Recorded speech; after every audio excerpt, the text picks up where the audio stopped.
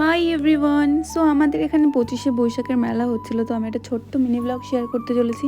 এখানে আমরা ফ্রেন্ডরা ভাই বোনরা মিলে গেছিলাম, আর ঢুকতে এই দোকানটাতে ভীষণ সুন্দর সুন্দর ফ্যান ছিল। তো এখানে আমার এর মধ্যে একটা ফ্যান খুব পছন্দ হয়, যেটার দাম বলছিল 280 টাকা। আমার তো শুনে মাথায় হাত।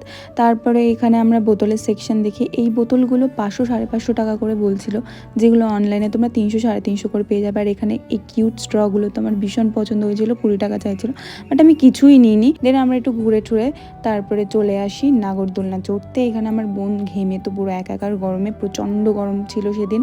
আর এখানে আমরা একটু তারপরে চলে যাই খাবারের সেকশনে গিয়ে কিছুই খাই না। এখানে রয়েছিল পোটাটো স্প্রিং রোল আর ছিল মোমোস, যেগুলো জাস্ট ভিডিও করার জন্য তুলে নিয়ে চলে এসেছি।